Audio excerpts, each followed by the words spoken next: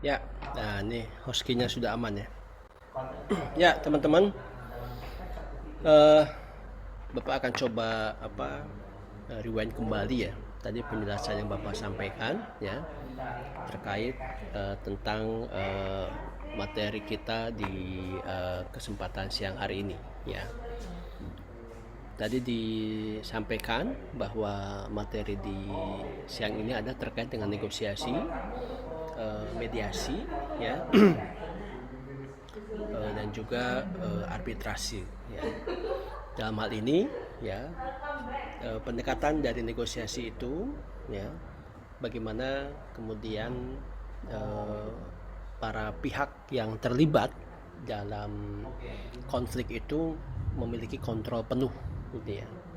Jadi otoritasnya ada di negara, makanya karakteristiknya tadi Bapak sampaikan ada bipartit, non formal, kerahasiaan.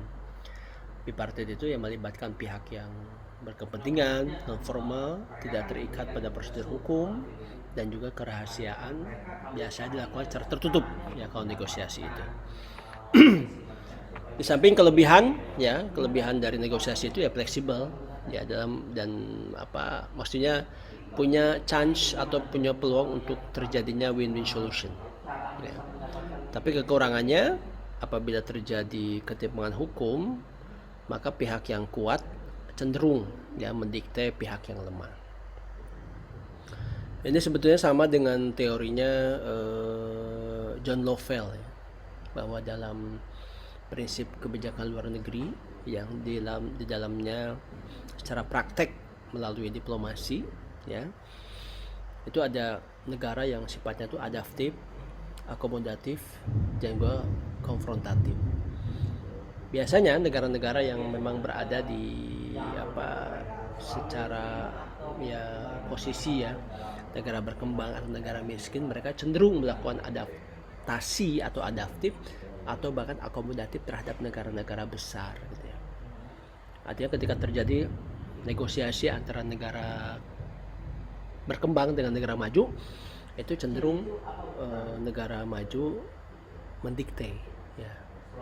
Cenderung negara maju ini memberikan langsung keputusan ya tanpa melalui proses negosiasi ya.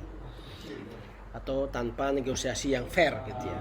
Kemudian mediasi ya, ini lebih kepada kehadiran pihak ketiga yang aktif ya. Nah dalam hal ini ya tentu pihak ketiga yang aktif ini ya menjadi atau disebut mediator ya. Jadi mediator itu tidak hanya memfasilitasi komunikasi, tapi juga diperbolehkan memberikan usulan. Jadi si mediator itu tidak tangan kosong, dia hanya mendengarkan atau memperhatikan alur komunikasi antar pihak-pihak yang terlibat dalam konflik, tapi juga mediator itu juga menyampaikan proposal perdamaian gitu. Untuk dipelajari bersama, kalau ada respon sepakat, kalau ada koreksi dikoreksi pada saat itu juga. Nah baru apa hasil akhirnya tetap mediator kan hanya memediasi ya gitu ya. Makanya dalam prinsip utama mediator itu ya, pertama harus punya izin gitu. Artinya ada kesukarelaan dari pihak-pihak yang mau dimediasi. Jadi karena merasa sudah deadlock ya, kemudian ada udah kalau gitu kita pakai mediator, kita mau dimediasi. Nah itu jadi ada unsur kesukarelaan. Kesukarela pihak yang bersengketa harus setuju untuk dimediasi. Kemudian yang kedua ada ketidakterikatan ya. Nah jadi usul mediator ini tidak mengikat secara hukum karena namanya usul ya, saran gitu ya. Jadi kalau mediator itu tidak terikat secara hukum. Kemudian contohnya ya, ada tahun 1978 ya, peran Amerika Serikat ada perjanjian Camp David ya. Atau juga bagaimana peran Indonesia dalam memediasi konflik Kamboja melalui Jakarta Informal Meeting ya. Nah itu juga Indonesia menjadi mediator waktu itu ya. Amerika juga pernah mediator di perjanjian Camp David ya, waktu itu antara dunia Arab dengan Israel. Nah kemudian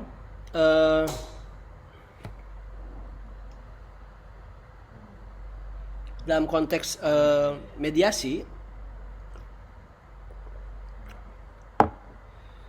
kita juga perlu memahami ya, selain tadi prosesnya itu kesukarelaan, ketidakterikatan gitu ya. Jadi yang terpenting konflik ataupun negara yang terlibat konflik itu mau dimediasi gitu ya, agree to mediate ya. Nah jadi prosesnya itu ya, proses itu dari sepakat untuk dimediasi ya, kemudian dimunculkan poin-poin utama apa sih yang menjadi konflik yang perlu dimediasi, kemudian ada fokus on interest, apa yang hal-hal pokok ya, kemudian setelah itu ada namanya create win-win option ya, atau mediator itu mencoba ya membuat win-win option ya, mana yang kira-kira opsinya yang sama-sama beruntung atau sama-sama merasa menang gitu ya. Nah setelah itu baru ada evaluasi, dan setelah evaluasi terakhir baru create agreement gitu ya.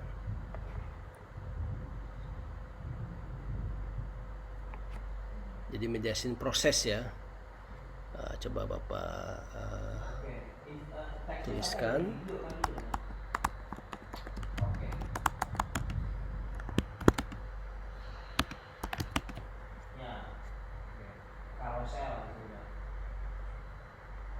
Yang pertama adalah agree to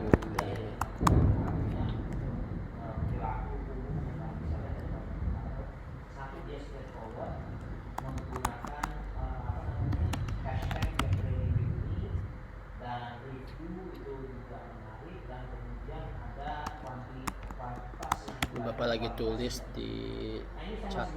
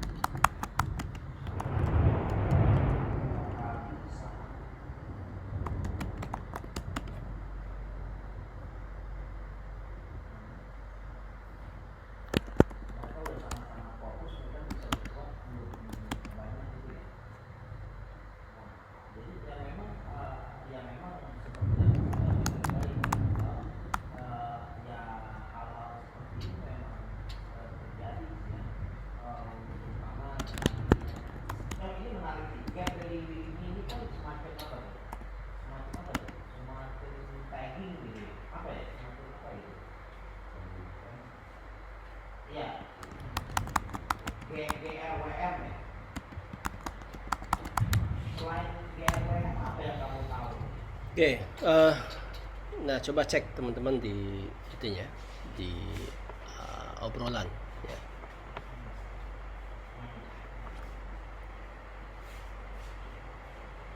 Ini mediasi proses ya. Kemudian yang ketiga adalah adanya arbitrase ya. Nah arbitrase ini disebut dalam salah satu proses diplomasi itu namanya penyerahan sengketa kepada hakim ya. Tentunya ini adalah pilihan para pihak ya.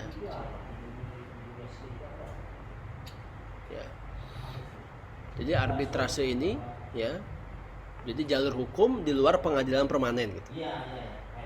Makanya jadi arbitrase itu adalah bagaimana kemudian kedua pihak ini karena sudah mentok, mediasinya juga mentok gitu ya, mediatornya juga sudah merasa tidak mampu lagi melakukan mediasi, makanya para pihak atau arbiter ini ya, para pihak yang terlibat konflik itu atau arbiter apa, jadi dia menyerahkan sengketa kepada hakim ya.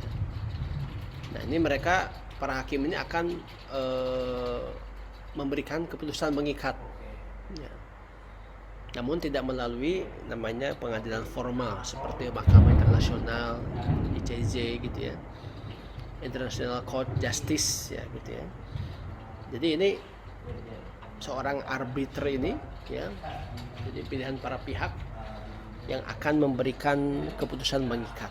Hakimnya itu, jadi kalau sudah memutuskan ya sudah, si para pihak ini sudah tidak ada lagi ya pilihan kecuali melaksanakan keputusan. Jadi apa yang menjadi kesepakatan di awal itu ya, karakteristik utamanya ya consent, persetujuan ya, para pihak setuju di awal untuk tunduk pada keputusan arbiter gitu, atau hakim di luar pengadilan ya. Ada juga yang disebut dengan apa namanya binding decision ya. Jadi keputusan arbitrase ini bersifat final dan mengikat. Artinya dalam hal ini ketika dari awal negosiasi yang hanya dua negara saja yang berkonflik ya, tetap gagal, lalu dilakukanlah mediasi oleh seorang mediator, tetap gagal juga, makanya terjadilah arbitrase. Nah kemudian ada juga secara ad hoc. Jadi biasanya panel arbiter ini atau hakim yang di luar pengadilan ini dibentuk khusus untuk kasus-kasus tertentu. Jadi sifatnya itu kasuistik gitu ya. Jadi arbiter ini atau hakim-hakim yang memegang pada kasus-kasus tersebut juga ya, dia akan bubar setelah tugas selesai gitu ya. Nah kemudian apa yang menjadi pembeda antara mediasi dengan arbiter? Jadi kalau mediasi ya, nah mediator itu hanya memberikan saran saja. Tapi kalau arbiter atau hakim di luar pengadilan itu, dia berhak memutuskan siapa yang benar secara hukum. Makanya independensi arbiter ini tetap harus dijaga gitu ya. Nah itu mungkin sebagai apa ya, gambaran ya, lebih mudahnya bahwa kalau antara negosiasi, mediasi dan arbitrase ya. Kira-kira nih Bapak mau nanya nih, kalau untuk negosiasi itu kira-kira diperlukan pihak ketiga atau tidak?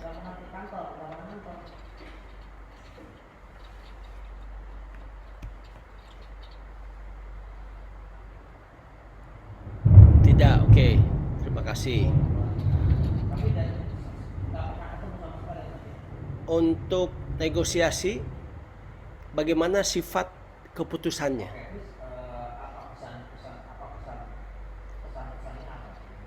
Jadi output keputusannya itu apa?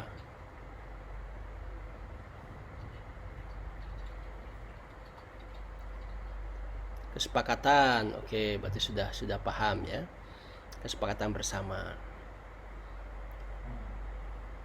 Nah ini kalau negosiasi perlu tidak perlu tergantung kompleks. Ya itu kalau negosiasi udah sifatnya rahasia ya, jadi tidak perlu lagi pihak ketiga. Kemudian sifat dari prosedurnya itu kalau negosiasi itu formal atau non formal atau informal.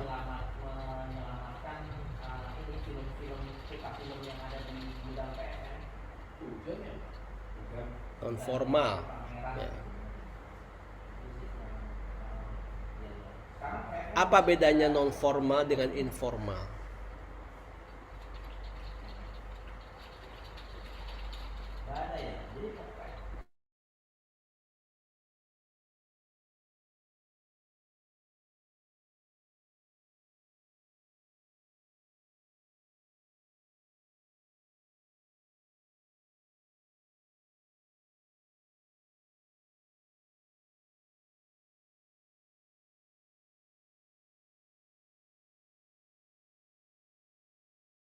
Ya, coba ini ada non formal, ada formal, ada non formal. Sekarang ada lagi informal.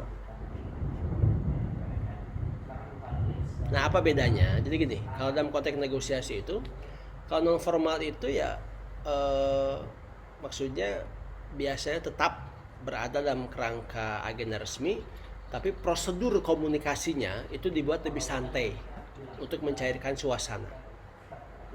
Jadi meskipun kerangkanya resmi, tapi prosedur komunikasinya itu dibuat lebih santai gitu ya. Nah kemudian kalau informal ya ini lebih bebas lagi dalam artian di luar non formal ya. Jadi pertemuan itu sering kali terjadi di luar jalur birokrasi resmi ya. Atau ya informal ini jarang sekali agendanya itu diumumkan ke publik ya. Ini yang kalau dalam konteks diplomasi itu sering disebut namanya track to diplomacy ya. Karena pertemuannya bisa terjadi di tempat private ya, seperti rumah kediaman, lokasi rahasia dan sebagainya. Jadi tujuannya apa? Negosiasi informal ini ya menjajaki kemungkinan perdamaian tanpa risiko politik. Karena jika gagal, pemerintah bisa menyangkal keterlibatan atau plausible deniability. Gitu ya. Nah itu negosiasi informal ya. Bahkan ada lagi ya. Ini contohnya nih, ada contoh waktu itu ada pertemuan rahasia antara perwakilan pemerintah RI dan petinggi GAM di Swedia. Jadi sebelum masuk ke dalam akhirnya ada perundingan mediasi ya, itu ada tuh pertemuan dilakukan secara informal gitu ya. Itu ya.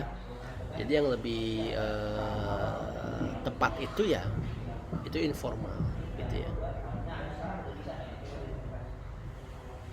Bisa dipahami ya. Kemudian apa yang fokus dari kepentingan negosiasi?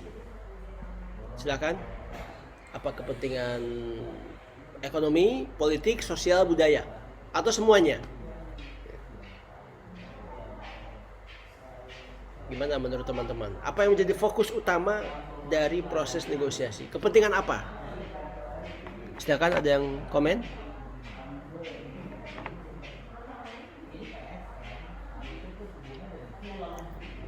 Tadi pilihannya ya ada sosial, politik, ekonomi, budaya gitu ya.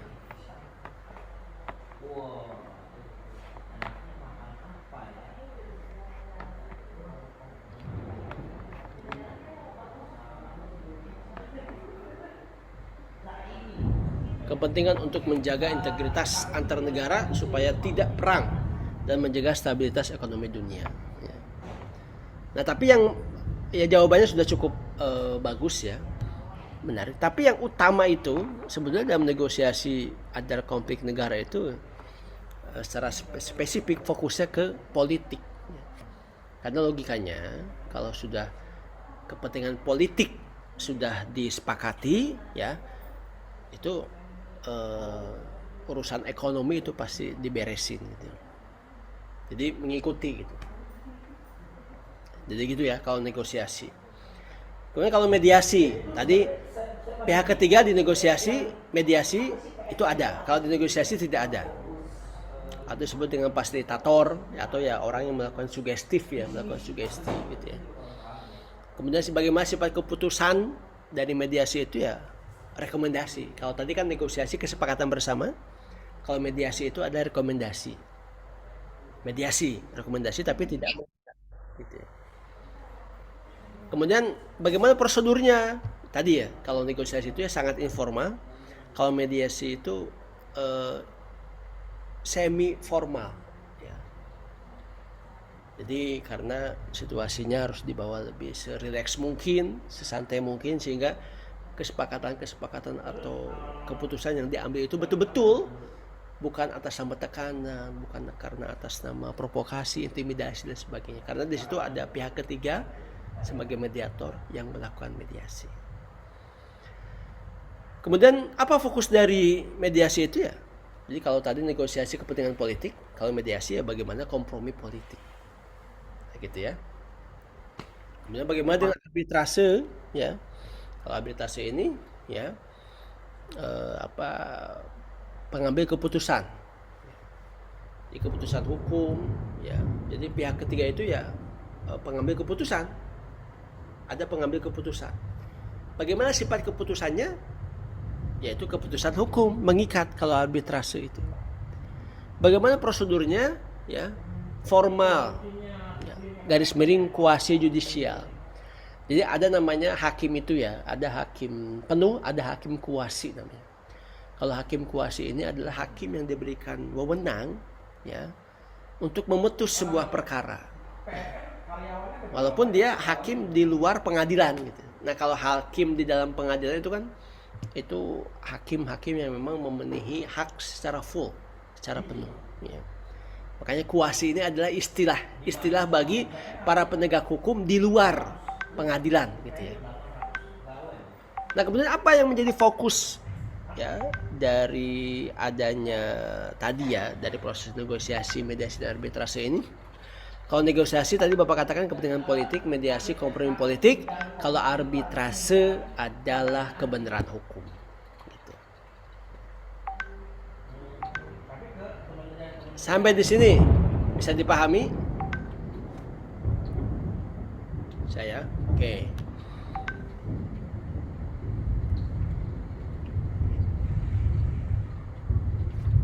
Nah, teman-teman sekalian, ya, kita perlu ya mempraktekkan ini, ya. Kira-kira yang teman-teman coba sekarang teman-teman sekarang cek ya di gadgetnya masing-masing tentang kasus sengketa Laut Tiongkok Selatan. Silakan. Ada beberapa pertanyaan yang ingin Bapak tanyakan, tapi teman-teman harus membaca dulu. Cari informasi tentang sengketa Laut Tiongkok Selatan. Bapak kasih waktu 5-10 menit. Silakan boleh buka handphone untuk mencari informasi tentang konflik ya yang terjadi ataupun sengketa laut ya Tiongkok Selatan. Ya. Silakan mulai dari sekarang. 5-10 menit cari informasi tentang sengketa laut Tiongkok Selatan ya. Kemudian nanti dijelaskan.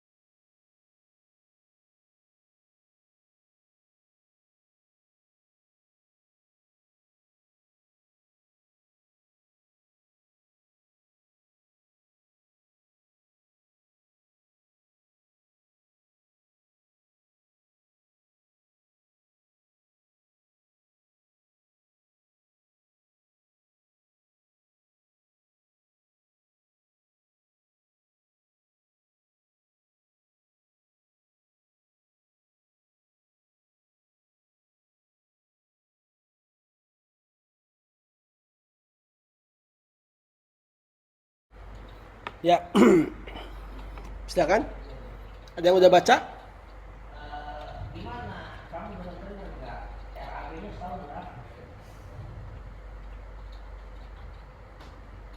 Tentang sengketa laut Tiongkok Selatan.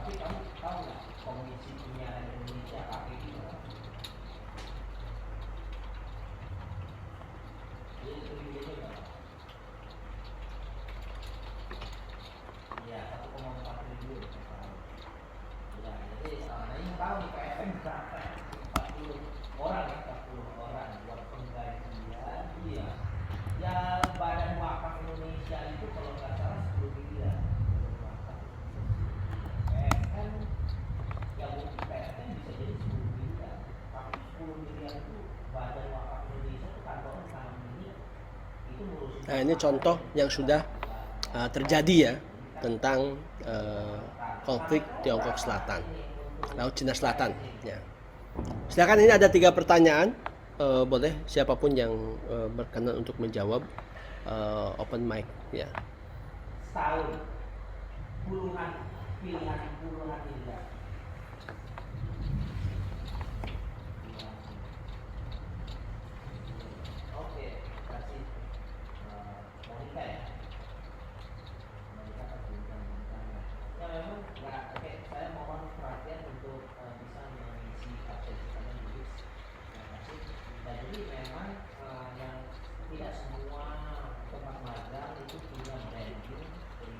Boleh Pak, saya mau mencoba yang nomor 3. Oke, silakan, silakan. Mungkin alasan kenapa Filipina mau membawa kasus ini ke arbitrase atau PCA-nya, karena ya dia pada tahun 2013 saja, dia pengen mendapatkan kepastian hukum internasional gitu atas hak-hak maritim yang terancam dari klaim agresif Tiongkok ini yang Nine Dash Line. Dia pengen, mungkin keinginan dia itu untuk melindungi ZTE dia, karena yang kita tahu adalah Cina sedari awalnya mereka sangat amat agresif buat menangkap ikan di area Filipina dan juga melakukan pengoboran minyak ilegal gitu Pak. Juga sempat diklaim juga oleh Filipina menggugat menggugat aktivitas reklamasi besar-besaran Tiongkok yang mereka juga banyak buat pulau buatan di situ buat kepentingan sendiri dan merusak ekosistem terumbu karang di situ secara permanen Pak. Oke, ya. Ada mungkin juga ada gimana ya, kegagalan diplomasi juga, soalnya sebelum ke PCA Filipina udah bertahun-tahun mencoba buat negosiasi langsung sama Republik Rakyat Tiongkok itu, tapi nggak membuahkan hasil karena emang sekali lagi Tiongkok sangat agresif dan bersikeras ke klaim historisnya itu Pak. Oke. Ada lagi, silakan. Masih Bapak pendapatnya mau ditambahkan lagi? Tentang Tiongkok Selatan ya Pak. Ya. Ini kan ada 3 pertanyaan nih, ya. Tadi menarik ya, terima kasih tadi Muhammad ya, Muhammad Fandi ya. Iya Pak. Oke. Boleh Bapak nanya nih. Sebetulnya Indonesia sendiri punya konflik secara langsung nggak dengan Laut Cina Selatan? Dengan klaim Laut Cina Selatan itu?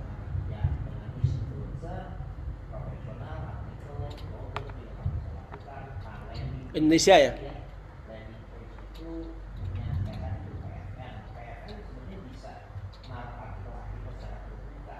Oke, sebelum dijawab atau ada yang mau jawab lain dari tadi? Dari 3 pertanyaan ini silakan, mungkin tadi Audrey Velasco, silakan. Pertanyaan apa ya Pak ya? Saya nggak ada nanya sih Pak. Ah? Maksudnya tadi Bapak bilang ada pertanyaan, maksudnya saya mau nanya gitu. Ya ini enggak nih, dari pertanyaan ini ada yang bisa kamu jawab nggak? Ada 3 pertanyaan ini yang Bapak. Saya coba jawab nomor 1 deh. Oh boleh, silakan. Pertanyaan masih bentar deh. Bentar. Apa nih Indonesia menggunakan ini ya, apa negosiasi bilateral ya Pak ya? Ya. Oke, di sini saya akan mencoba menjelaskan. Indonesia menggunakan negosiasi bilateral dengan Tiongkok dalam sengketa Laut Cina Selatan saat jadi tumpang tindih kepentingan langsung, khususnya terkait zona ekonomi eksklusif atau disebutan ZI di utara Natuna. Pendekatan ini dipilih untuk menjaga kedaulatan, melindungi hak berdaulat, dan menyelesaikan ketegangan secara damai, terutama ketika klaim yang disebut Nine Dash Line. Tiongkok bersinggung dengan wilayah Indonesia. Nah, berikut kapan Indonesia menggunakan jalur bilateral. Yang pertama, tumpang tindih atau ZIA dan Natuna Utara. Indonesia menegaskan tidak memiliki sengketa wilayah kepulauan, namun menggunakan jalur bilateral saat kapal Tiongkok memasuki ZI Indonesia di Natuna, yang diklaim oleh Tiongkok berdasarkan Nine Dash Line yang tidak diakui Indonesia. Yang kedua, penyelesaian masalah perikanan. Negosiasi bilateral dilakukan untuk membahas masalah konkret seperti hak perikanan, keamanan maritim, dan penjagaan insiden militer atau paramiliter di lapangan. Yang ketiga, pengelolaan situasi atau manajemen. Dalam situasi di mana Tiongkok terus melakukan aktivitas ekonomi atau eksplorasi di kawasan, Indonesia memilih negosiasi untuk mendorong joint development atau kerjasama bersama yang adil dan sesuai hukum internasional. Yang terakhir adalah tindakan mandiri. Ketika isu tersebut dianggap tidak melibatkan negara ASEAN lain, Indonesia lebih memilih pendekatan langsung bilateral daripada membawa isu tersebut ke forum ASEAN yang lebih luas. Itu aja Pak, saya bisa jawab. Oke, ya, terima kasih. Yang nomor 2, ada yang mau memberikan jawaban?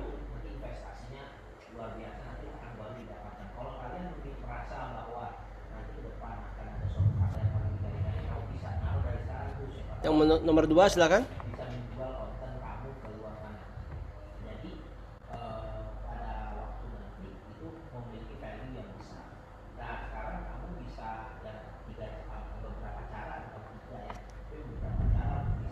Saya mau, apakah boleh, Pak? Silakan. Oke, baik. Untuk pertanyaan nomor 2 itu kan membahas kapan kita mendorong mediasi lewat ASEAN.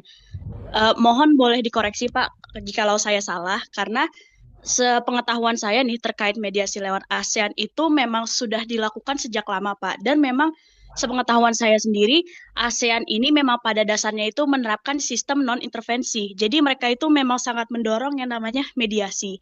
Dan dari yang pernah saya dengar dari dosen di HI itu, Pak, juga menjelaskan kalau misalnya memang ASEAN nih ya, terutama wilayah ASEAN itu mengalami konflik dengan pihak atau negara yang dari luar ASEAN, itu biasanya tuh dari ASEAN sendiri tuh akan mengirimkan suatu perwakilan, mungkin kayak satu atau beberapa, tapi perwakilan ini tuh sudah mewakili negara-negara di ASEAN itu sendiri, Pak.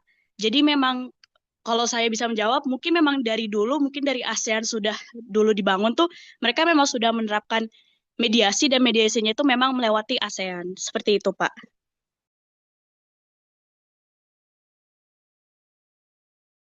Ya, terima kasih ya jawabannya ya, cukup menarik ya. Jadi memang dalam konteks sengketa Laut Cina Selatan ini ya bisa dikatakan posisi ASEAN ini cukup unik dan kompleks ya. Sebetulnya secara teknis ASEAN ini ya bukan mediator formal dalam pengertian hukum ya dalam hukum internasional gitu ya. Tapi lebih kepada bagaimana fasilitator kolektif ya. Dan juga bagaimana ASEAN ini berusaha menyediakan kerangka kerja normatif, karena ketika laut atau Cina ini konflik hanya dengan negara-negara yang dirugikan seperti Filipina, Thailand. Nah, ini perlu Bapak jelaskan juga, secara perbatasan Indonesia sebenarnya tidak memiliki kepentingan atau tidak memiliki konflik. Tapi kalau perbatasan itu dimenangkan oleh Cina, nah itu bisa jadi masalah gitu. Jadi ketika Indonesia tidak melibatkan diri, khawatir ada masalah di kemudian hari, sehingga makanya Indonesia kan memperhatikan betul ya pada tahun tersebut, yaitu Natuna, Kepulauan Natuna. Karena itu adalah merupakan Cina itu kan begitu. Ketika dia memperluas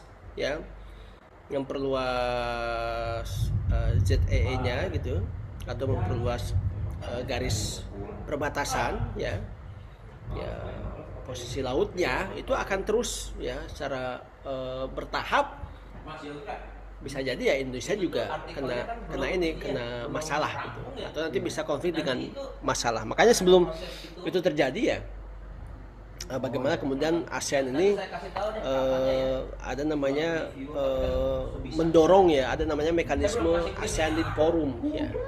Jadi agar Tiongkok ini mau ke meja perundingan gitu tanpa ASEAN gitu ya. Ya.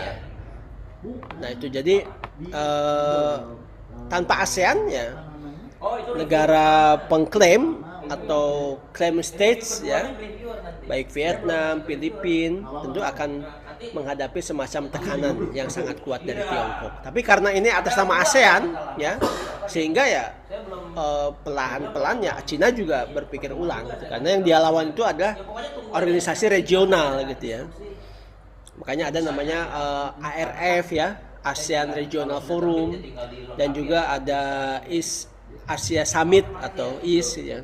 Jadi tujuan itu menurunkan tensi dengan cara memaksa semua pihak untuk membicarakan Laut Tiongkok Selatan ini dalam forum multilateral. Sehingga tentu akhirnya ya Tiongkok juga tidak hanya melakukan pendekatan bilateral dengan Filipina atau dengan Thailand ya, tapi ya mau tidak mau ya pendekatan normatif ya, ASEAN ini menjadi mediator gitu, menjadi mediasi kepentingan ya, dengan cara diposisikan nih Cina melawan ASEAN gitu. Nah itu cukup uniknya di situ. Itu ya, bisa dipahami?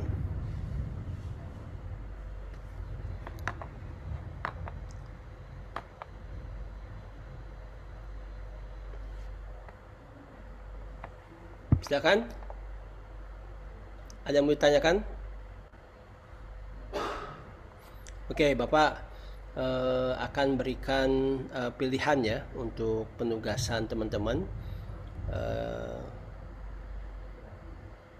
Bapak kirim sekarang tugasnya sebentar.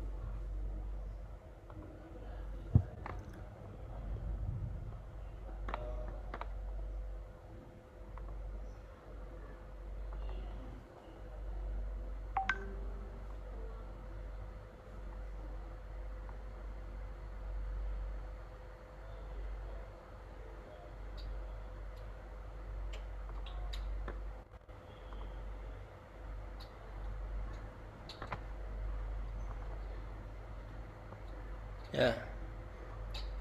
Silakan dicek tugas KB-nya.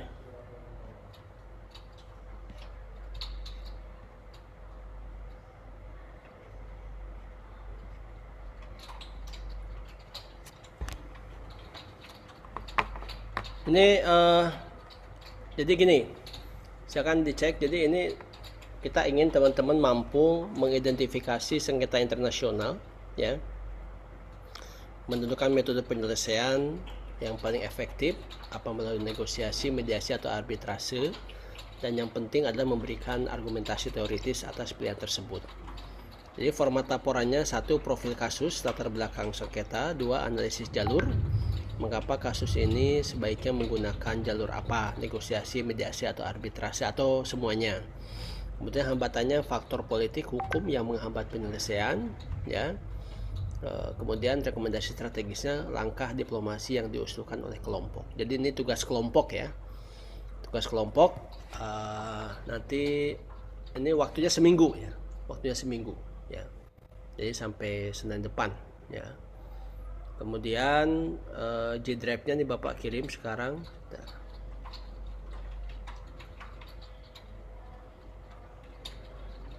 Itu sudah bisa terbuka tugasnya?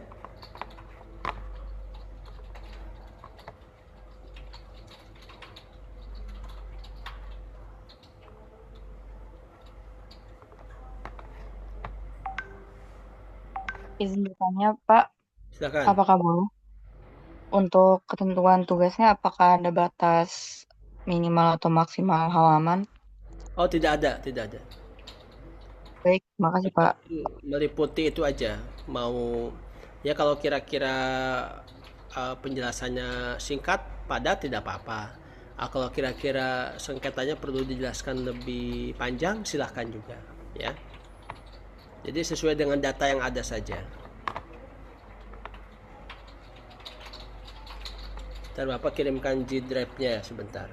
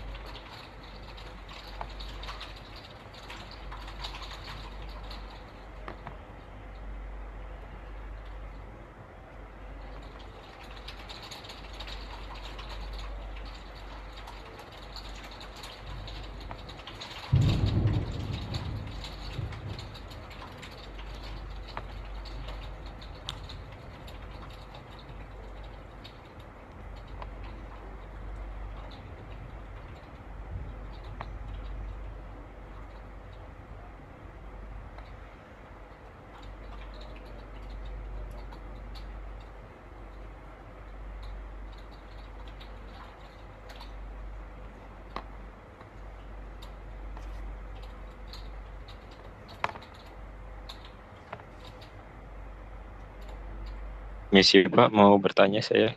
Ya, silakan. Itu kan di dokumennya ada 20 kelompok ya Pak. Itu kelompoknya 20 kelompok satu kelas atau gimana Pak? Enggak, gini ya, ini Bapak tadi lupa menjelaskan. Jadi tiap kelompok bebas milih, ya, salah satu tema saja. Itu ada 20 pilihan. Oh, oke. Jadi dibebaskan, ya. Berarti satu kelompok isinya berapa orang Pak? Ya. Maksudnya anggota? Belum terbentuk kelompok ya di masing-masing kelas, ya? Sudah sih Pak. Sudah terbentuk kalau kelas A. Kelas yang lain udah belum?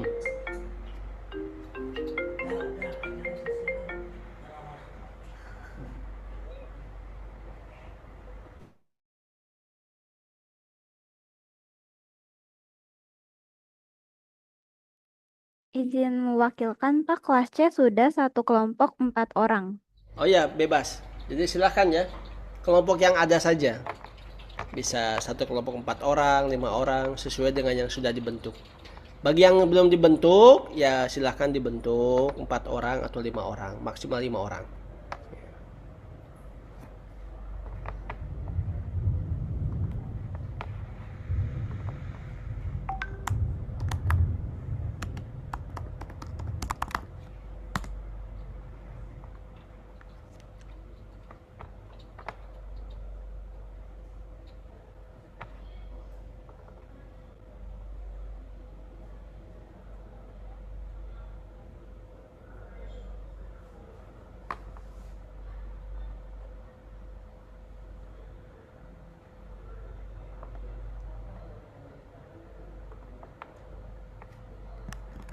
tugas KB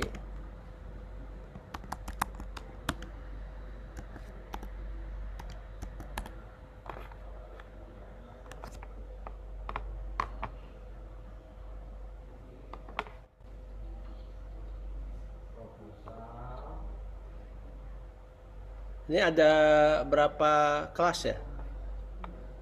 F Pak, sampai F. F ya.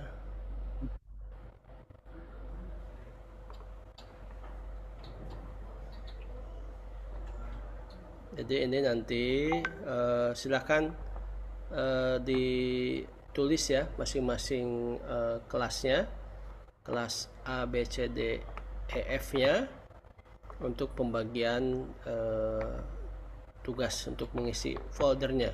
Jadi masing-masing ketua atau koordinator menuliskan ininya apa rumahnya ya untuk masing-masing kelasnya.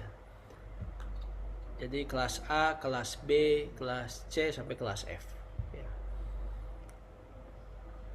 Di drive-nya coba dicek sudah bisa dibuka. Bisa, Pak. Oke, siap ya. Jadi itu, jadi alhamdulillah kelas KB kita sudah selesai. Jadi 2 pertemuan. Nah, PR Bapak adalah memberikan menyusulkan materinya ya. Bapak ada itu kok, ada nanti mungkin bisa lewat Ibu Mbak Sarah ya. Tapi yang terpenting teman-teman seminggu ini fokus ini aja dulu penugasan ini ya. Terkait dengan masing-masing kelompok memilih satu saja, satu contoh kasus yang sudah Bapak kompilasi dari setiap fenomena atau dari setiap kejadian yang ada. Jadi ada kategori fokus negosiasi, kategori mediasi, ada contoh arbitrase ya, dan lain sebagainya. Silakan teman-teman bisa memilih gitu ya. Dan nanti susunan format laporannya ada profil kasus ya, kasusnya latar belakang sengketa, kemudian jalur mengapa kasus ini sebaiknya menggunakan jalur negosiasi, mediasi atau arbitrase, kemudian adakah hambatan faktor politik hukum yang menghambat penyelesaian, kemudian bagaimana rekomendasi strategisnya ya. Kalau masing-masing mungkin bisa ya silahkan, bisa 2 halaman, bisa 3 halaman ya, mungkin bisa juga 1 halaman, tapi rasa-rasanya 1 halaman ya belum bisa menjelaskan apa-apa ya. Silakan disesuaikan dengan temuan dan juga fakta-fakta yang ada di lapangan. Demikian Bapak cukupkan.